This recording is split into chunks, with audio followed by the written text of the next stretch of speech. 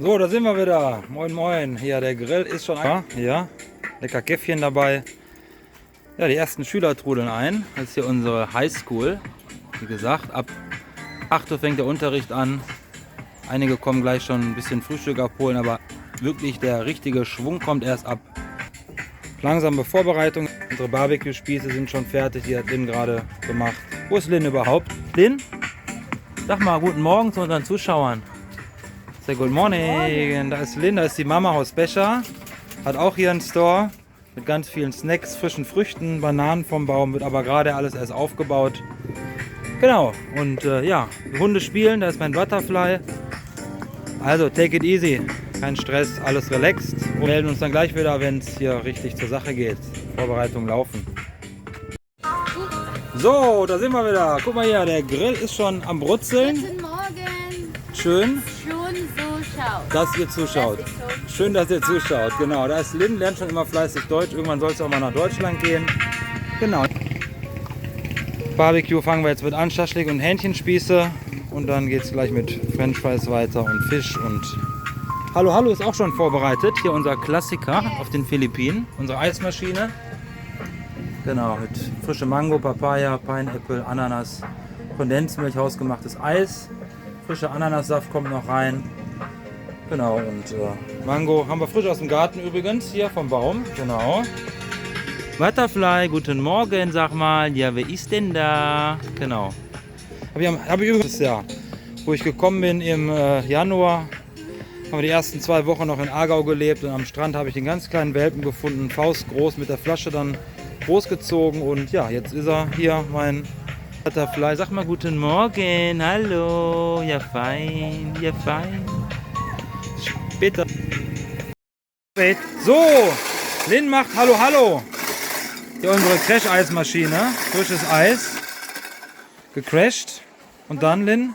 20?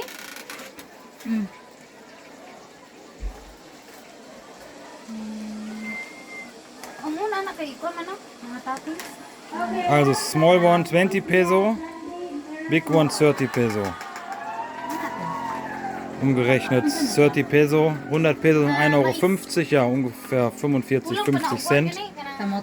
Hier haben wir verschiedene Früchte eingeliert, beziehungsweise den Fruchtsaft von Kiwi. Rote ist Drachenfrucht und das gelbe ist Gelee von Ananas. Und dann haben wir noch Mango und frische Banane.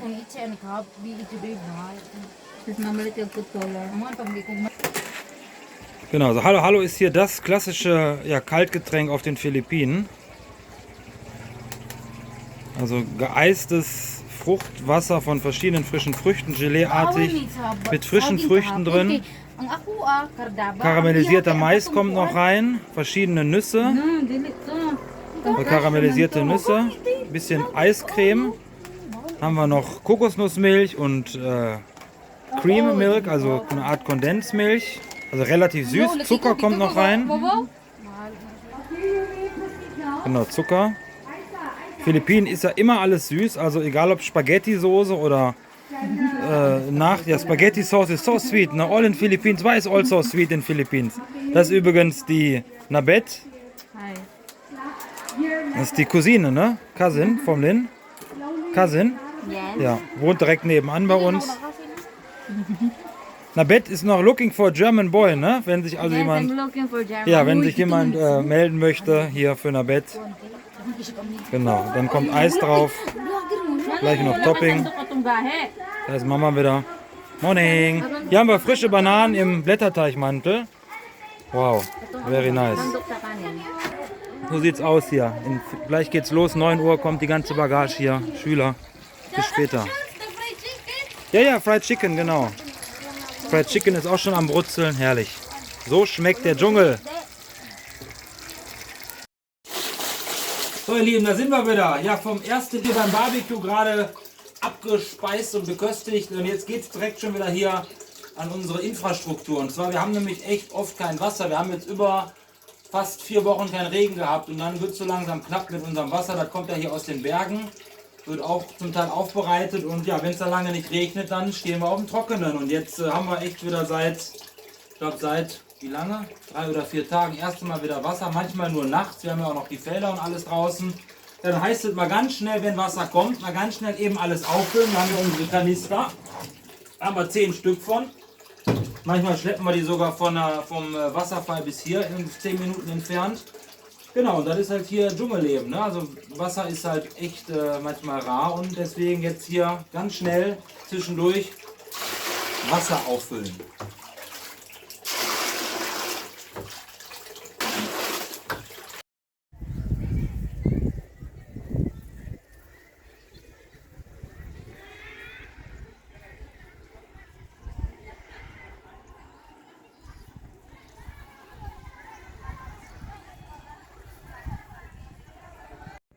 So, Mittagspause. Ich war jetzt zufällig mal gerade eben hier ganz oben bei uns über dem Haus. Höchste Stelle eigentlich. Übrigens hier unser Gästehaus. Also wenn ihr Lust habt, uns zu besuchen.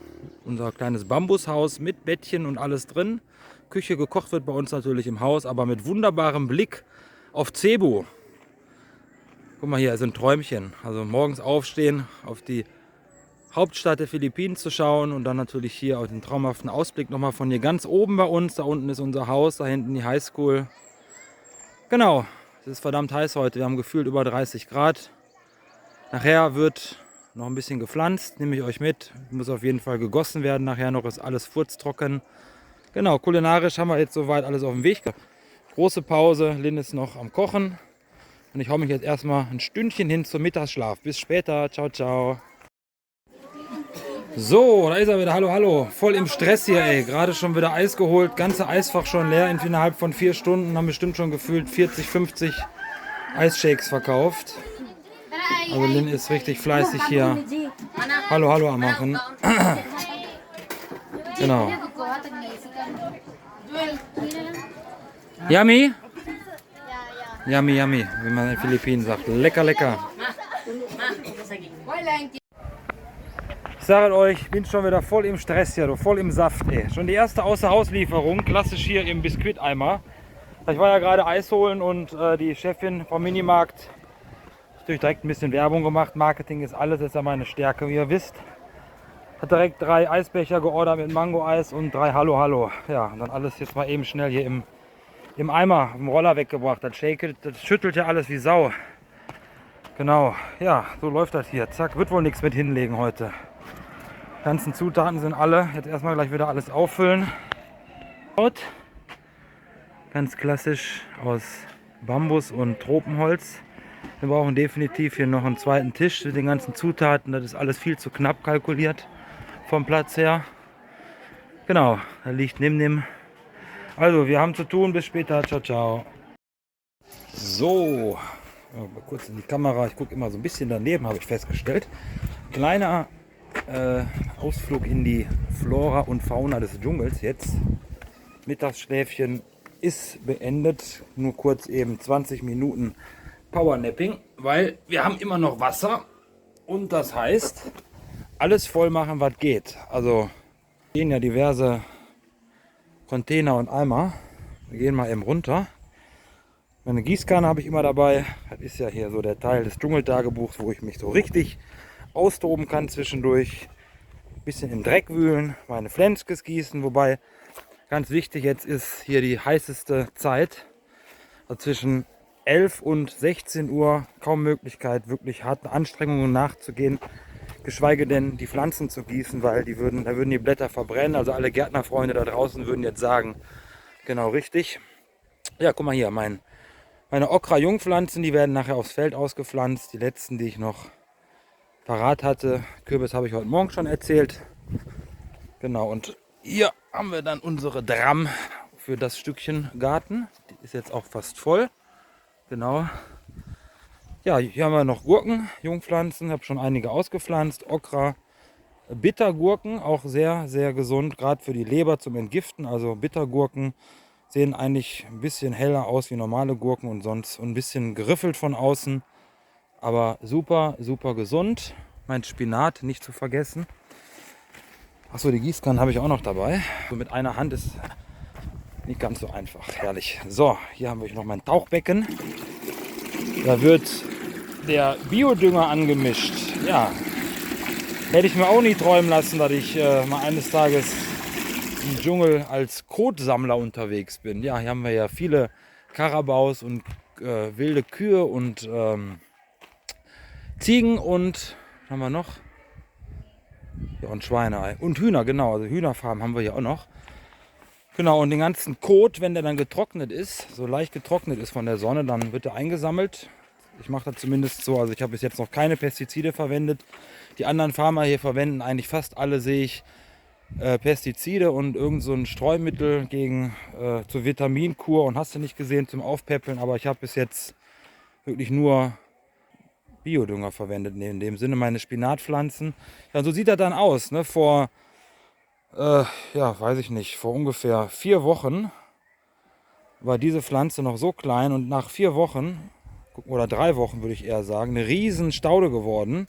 Kann man jeden Tag morgens von ernten. Also ich mache jeden Morgen einen Smoothie mit Chiasamen, Kokosmilch und Spinat. Absolute Powerbombe, riesige Blätter. Hier habe ich meine Zwiebelchen, Lauchzwiebeln. Gestern wieder neue gesetzt. Ich schneide die dann einfach irgendwann ab, pflanze die wieder ein und die kommen einfach wieder nach. Also total kostengünstig. Hier ist auch noch Spinat. Ich habe überall so kleine Steinbeete angelegt für die Jungpflanzen. Ja, und die werden dann nachher auf die Felder ausgepflanzt, weil allen Richtungen immer kommen die Hühner.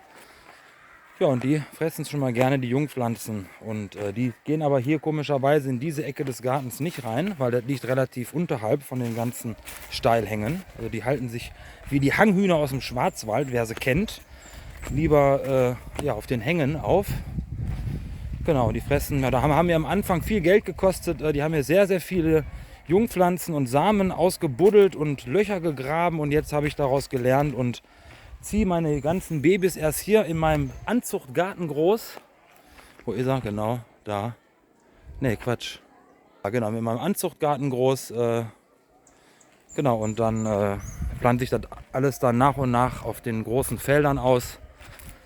Ja, ist doch herrlich, so eine Freizeitbeschäftigung zwischendurch, wenn man einen riesen Garten hat oder mehrere Gärten so verteilt. Hier sind noch meine Picchai-Salate, meine Jungpflanzen, herrlich. Über 1000 Samen gesetzt hier und kamen jetzt, sind jetzt so, ich würde sagen, 3 Wochen alt, 3,5, können jetzt diese Woche ausgepflanzt werden. Da hinten haben wir noch Chili und Tomaten, Spinat hier vorne wieder, Lauchzwiebeln. Genau, und hier sind wir schon wieder ein Feld am Umgraben. Problem bei der extrem lehmigen Boden. Also, ja, ich würde mal sagen, 80% Lehm, 20% Sand und extrem viel Gestein. Sieht man, was alles so rauskommt, wenn man hier die Erde aufgräbt und ja, ist, dann hast du gar keine Chance. Also man muss immer warten, bis es ein bisschen geregnet hat und dann direkt an die Spitzhacke und an den Spaten und dann wird umgegraben und direkt der Dünger darunter, also der Kuhmist und der Chickenmist und dann pflanzen. Ja, und dann, wie heute Nacht, wenn dann Wasserproblematik ist, also unsere Garteninfrastruktur ist bezüglich der Wasserzufuhr sehr eingeschränkt. Also wir haben fast eigentlich immer nur Nachtswasser, so von ja, nachts 12 Uhr bis morgens um 5, 6 Uhr. Das heißt, wo wir heute Nacht 3 Uhr aufstehen und erstmal ein Stündchen mit der Kopflampe und mit der Gießkanne hier durch den Dschungelgarten und zumindest meine Babys, meine sensiblen Jungpflanzen gießen. Die anderen Pflanzen, die schon ein bisschen älter sind, die können das ruhig ein paar Tage ab. Ich hoffe, dass jetzt wieder regnet am Wochenende oder Ende der Woche. Genau, so sieht es aus hier im Dschungelgarten in meiner Flora und Fauna. Ich gehe noch ein bisschen Wasser auffüllen und dann heute Nachmittag wieder oder heute Abend noch ein paar Minütchen mit euch zusammen und uns. Ciao, ciao. So, da ist wieder unser Liebling des Dschungels, unser Butterfly. Ja, fein. Guck mal, sag mal Hallo, guck mal, wer ist denn da? Ja, wie gesagt, unser Butterfly noch mal ganz kurz. Unser Schmusebärchen habe ich am Strand letztes Jahr gefunden. Ganz, ich glaube in der ersten Woche schon. Sind unheimlich viele Hunde hier auf den Philippinen, auch wilde Hunde. Und ja, viele Babys werden halt ausgesetzt, weil ja, die Philippiner sollen nicht immer das Geld haben, um die großzuziehen. Und ja, dann war ich am Strand schon nach ein paar Tagen, wo ich hier angekommen bin und habe dann den kleinen Hund da gefunden und habe den einfach in meinen Rucksack gesteckt und der war vielleicht faustgroß und habe den dann wochenlang mit der Flasche großgezogen. Genau, und seitdem an meiner Seite, ne? Ja, sag mal Hallo, ja, wer ist denn da? Gucke mal, der Butterfly. Ja, feine, feine, feine. Also Butterfly ist auch immer voll dabei jetzt mit uns hier auf unserem Kanal und ja, schickt euch auch ganz, ganz liebe Grüße. Ne, ja, gucke mal. Look, Schatz, what do you say? So meine Liebe, here in the jungle. Alles leer. Alles leer, ja super. Guck mal, erster Tag heute, ganze Eis verkauft, ist alles ratze leer, dreimal nachgefüllt, hier die ganzen Zutaten und Toppings. Ja, ein Träumchen, herrlich. So, da ist Ding Dong. Ding Dong hatte heute seinen ersten Schultag. Ding Dong, how was school? Good? Gestern noch einen Rucksack gekauft für Ding Dong. Genau. Ja, korrekt. Ja. Das Sai Sai, Cousin von Ding Dong. Haben wir heute alle wieder Schule gehabt. Ja. Genau. Gestern noch ein bisschen was beigesteuert. Und kein Schulrucksack mehr und kein Schulzeug. Und dann haben wir mal eben für die Kids ein bisschen einkaufen gewesen, damit die hier vernünftig in der Schule durchstarten können. Genau. Ja, ist jetzt 16:30 Uhr, halb 5. Der Tag ist schon fast um. Vielleicht wird noch ein bisschen nass gemacht. Muss alles gegossen werden. Die Sonne ist jetzt weg, also perfekte Voraussetzungen, um die Pflanzen gleich zu gießen, damit die über Nacht wieder Kraft tanken können. Lynn fährt noch nach Aargau gleich. Wir müssen noch ein paar Schuhe kaufen für die Kinder. Die brauchen noch Schuhe für die Schule. Haben auch die Schuhe kaputt jetzt 2 Jahre aufgetragen. Und dann sehen wir uns wahrscheinlich noch mal später kurz aus dem Garten. Ciao, ciao. So, eine Stunde bevor es dunkel wird, haben Gott sei Dank Wasser. Man glaubt es kaum. Also ganz ungewöhnlich bei der langen Trockenzeit um die Uhrzeit. Oder generell jetzt überhaupt bei so langer Trockenheit. Genau, das ist ein Träumchen. Da muss ich nicht jede Pflanze einzeln. Wir haben ja jetzt unheimlich viele Tonnen voll gemacht. Und dann muss ich mit der Gießkanne jede Pflanze einzeln gießen, weil Wasser ist halt rar. Und wenn ich einfach so drüber halte mit der Gießkanne, dann geht halt viel Wasser verloren. Ne? Und jetzt habe ich Gott sei Dank noch Wasser aus der Leitung und kann voll draufhalten hier. Genau, ist zwar nicht ganz so viel Druck drauf, aber immerhin reicht es, um das mühsame Auf- und Absteigen hier bei den Steilhängen zu vermeiden. Ich habe auch nur erstmal jetzt hier 6 oder 7 Reihen gepflanzt. Also das ist mein Mischfeld, mein buntes Feld, sage ich immer so schön. Dann haben wir Okra, Süßkartoffeln, Pik Chai, der blüht aber schon. Ich habe schon neue Jungpflanzen, wird jetzt neu ausgepflanzt hier und Mais. Ja, war mal so ein Versuch, alles gemischt durcheinander zu pflanzen. Und ob man es glaubt oder nicht, die vertragen sich, die Freunde hier. Die vertragen sich blendend. Genau, ja, jetzt wird noch eine Stunde hier nass gemacht. Stunde wird noch nass gemacht. Jetzt hier alles gut wässern, weil wer weiß, wann wieder um die Uhrzeit Wasser kommt. Ich brauche also heute Nacht nicht um 3 Uhr aufzustehen und wieder mit der Gießkanne, mit der Kopflampe hier über die Felder wie so eine Nachteule hier rumschwirren. Sondern kann schön jetzt alles, ist zwar nicht viel Druck drauf, ja, und der Schlauch, der lässt auch zu wünschen übrig, aber da ist im Moment finanziell, das ist unheimlich teuer hier, kostet irgendwie der Meter Schlauch 80 Peso, also fast 1,40 Euro. Wir brauchen bestimmt 120 Meter Schlauch. Also von daher muss ich dann doch noch mich ein bisschen damit abfinden jetzt so, sonst wird es wahrscheinlich schneller gehen, weil irgendwie platzt der auch immer wieder zwischendurch auf. Aber gut, ich bin zufrieden, habe ich gelernt hier auf den Philippinen, wenn man lernt mit wenig klarzukommen und sich mit der Natur arrangiert und ja, nicht so in diesem Vollen schwebt, wie wir in Deutschland alle so leben und alles immer zur Verfügung haben und ja, dickes Konto, die Zeiten sind eh vorbei, von daher ja, minimalistisch, einfach und ja, das, was wir haben, das nutzen wir und machen das Beste raus und ja, das funktioniert auf jeden Fall. Ist zwar alles immer ein bisschen mit mehr Zeit verbunden, aber ja, man kann ja auch beim Gießen meditieren und einfach ein bisschen. Also Nacht ist immer total geil eigentlich, weil ich habe schon viele Sternschnuppen hier gesehen, so beim Gießen, so in den Sternenhimmel zu gucken, ist auch sehr entspannt auf jeden Fall. Genau. Vielleicht noch ein Video später von uns. Lynn ist gerade am Aufräumen, hatte einen super Tag heute, wie gesagt, mit ihrem selbstgemachten Eis und Hallo Hallo. Und wir werden uns noch mal einmal später melden. Wir haben noch ein bisschen zu tun jetzt. Und danke fürs Zuschauen. Ciao, ciao. So, meine lieben Dschungelfreunde, ein langer Tag neigt sich dem Ende zu. Aber wirklich im wahrsten Sinne neigt sich dem Ende zu. Ich bin ja schon heute Nacht um 3 Uhr aufgestanden, habe ja wirklich schon alles soweit vorbereitet für unseren Barbecue-Store. Und dann heute Morgen mit dem Kochen und zwischendurch mich um den Garten noch gekümmert. Ja, war ein langer Tag. Also bin froh, wenn ich gleich im Bett bin. Habe jetzt eben schön frisch geduscht. Gibt noch lecker Gemüsesüppchen jetzt hier. Die Mutter von Lynn, die macht gerade Das Malunga Leaves ist ein großer Baum mit vielen kleinen Blättern und die kocht man in der Suppe oder what you can make with that, cooking in a soup Living style man. oder make in bread, ne? Gibt auch Brot mit Moringa Leaves, also ist ein natürliches Antibiotikum, hat unheimlich viel Mineralien, Vitamine. Ja, und dann nach so einem langen Tag die perfekte Stärkung. Maria hat gekocht. Guck mal hier, eine schöne Gemüsesuppe mit Bittergurke, Malunga Leaves, Spinat ist drin, verschiedene Kräuter aus dem Garten und dazu gibt es dann noch Reis, oder? Ne, Korn, genau, wir haben ja heute den Korn abgeholt. Wir haben ja Ernte, haben wir den Mais quasi crashen lassen, also gemahlen lassen und der ist jetzt ja, wie Reis, also ganz fein gemahlene Maiskorn und der wird dann gekocht mit Salz und ein bisschen Brühe abgelöscht und dann ist das so ein bisschen wie Risotto.